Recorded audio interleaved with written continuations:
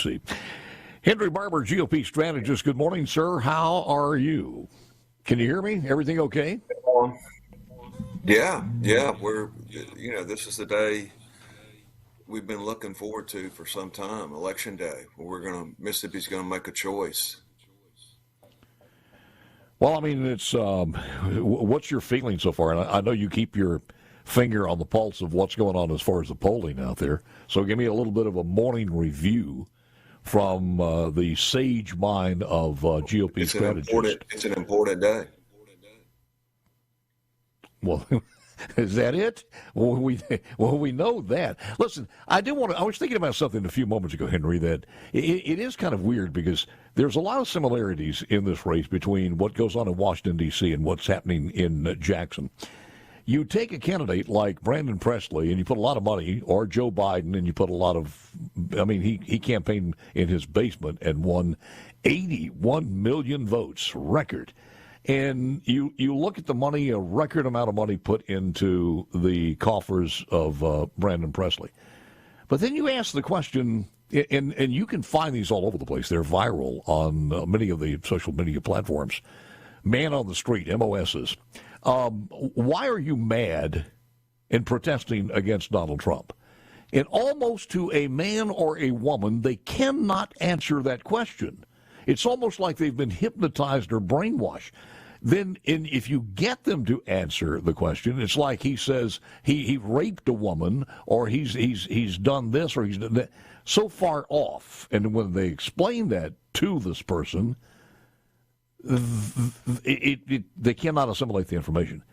And it's kind of the same thing about Tate Reeves and Governor Reeves. Why are you angry at him? Then you start asking those people, well, because of the fraud of the TANF money. Then when you explain that he wasn't even governor at that time, it doesn't seem to assimilate, or they don't seem to be able to interpret that. But your thoughts on that? Yeah, well, Tate has done a really good job, and he's raised the bar on education. He's putting more criminals behind the bars. He has got record jobs, higher wages, low unemployment.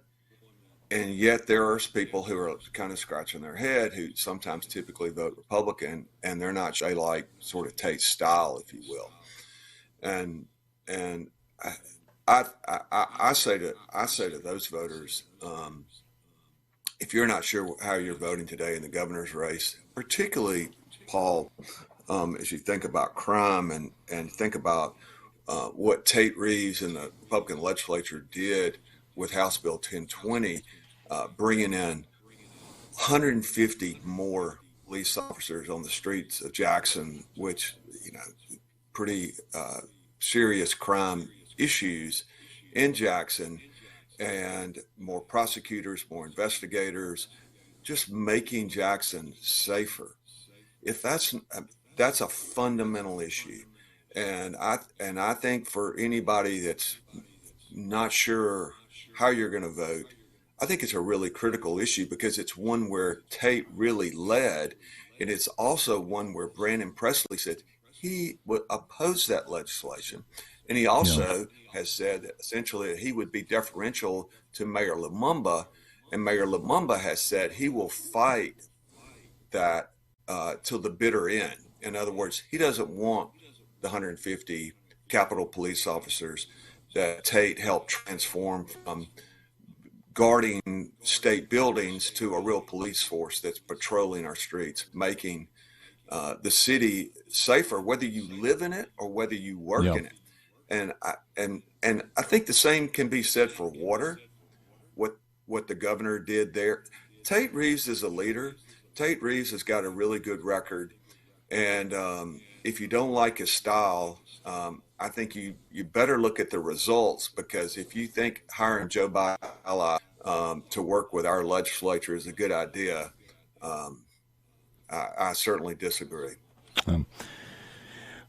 Take a trip to any nursery, any hospital that is delivering babies, and you look at some of these babies and understand maybe some of these babies would not be that had we not had a Republican in the House and Senate and in the governor's office to constantly push this, and also in our delegation in Washington, D.C.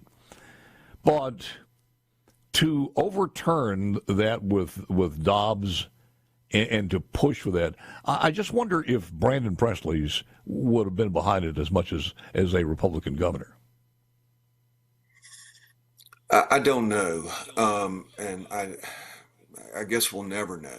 And it probably depends on what audience he may be talking to. I'm glad he's pro-life. I'll take him at his word for that. But Tate Reeves, Lynn Fitch, and I think importantly our Republican legislature, they really pushed hard to protect lives, and that's just what could be more fundamental than the sanctity of life. Yeah. So I'm glad to go ahead. I have a hard time. I'm sorry. It may be the simplicity of my brain. I have a difficult time when someone is in the Democrat Party for what it stands for, taking their money, doing their work, chanting their phrase, using their motto, dressed in their uniform, attending their meetings, obliging by their rules, et cetera, and then says he is outside of that and he doesn't pay attention to it. How can you be pro-life and be a Democrat? I'm sorry. I cannot interpret that in my brain. How do you do that? And if you say you do it, is it meaningless? Yeah, well, he certainly, Brandon Presley, is taking millions and millions and millions, up to about $10 million, from liberal donors who certainly see this Mississippi election as an opportunity to put a Democrat in. And why do they want to put a Democrat in? Well, they've got a progressive agenda that they would like to change the direction of Mississippi, and frankly, align it more with what Joe Biden's doing in the White House. Doesn't seem like a good idea to me here in Yazoo City, and I don't think most Mississippians go for that, Paul. But what matters today is, what are you going to do about it? Are you going to go vote? It's going to be a relatively close election. It could be a really close election if Republicans don't get out and turn out. And so that's, I think the most important thing is that people actually go vote. They encourage their neighbors to vote, the people they go to church with, their friends, their peers, and remind them. There are a lot of competitive local races, sheriff's race, supervisor's race, circuit clerk. Get back with GOP strategist Henry Barbour, and we were talking about the boards, because that does matter, and people don't have any idea about how integrated this is as far as the power of the governor. In Mississippi, a governor's power is limited, but this is one of the ways that he certainly can influence government, can he not? And absolutely, Paul, and the influence lasts for years. Yes. Some of these appointments are, 10-year appointments, like, say, to the IHL board. So it's significant when you're thinking about Medicaid, public safety, corrections, education, IHL, fishing, hunting, workforce development at MDA, the National Guard, all appointments that the governor controls. And it has a big impact on, everyday issues that matter to Mississippians. So it has a huge impact. Certainly, you think about the division of Medicaid or public safety. I mean, who is running that department is going to have a huge impact on policy, because if you're the governor, you're relying on the senior people at that agency to come in and explain the details of various issues and make recommendations, and so they have a tremendous amount of influence, Paul. And of course, importantly, you never know when a governor is going to have an opportunity, and the last two governors have had an opportunity to appoint a United States senator. And that has, of course, a huge impact. And typically that person appointed to the U.S. Senate, as is the case with Roger Wicker and as was the case with Sidney Smith, go on to get elected because of the advantage of being appointed and kind of having that momentum from the governor's appointment. So you're right. It's the governor has a lot of say and a lot of impact beyond just the governor's office or his whatever budget he lines up. And I don't want to get too much in the weeds here, but it is a part, and I know you know this. Then when you have a new governor, they come in certainly from a different party and wipe the slate clean, putting his people in there. You stop just if they were in the same party. You have to start the learning curve and the hiring and staff and everything else again. So it's not good for any private business, as it would be not good for government, especially when you start looking at where we are in the last 4 years. Now, you can be mad for personality, whatever you want to, but there have been no scandals here. As a matter of fact, let's get back to a steward of your money and a steward of your government. In the 8 years as Secretary of State, as treasurer, state treasurer, nothing. And good governance as a public servant. Same thing as lieutenant governor.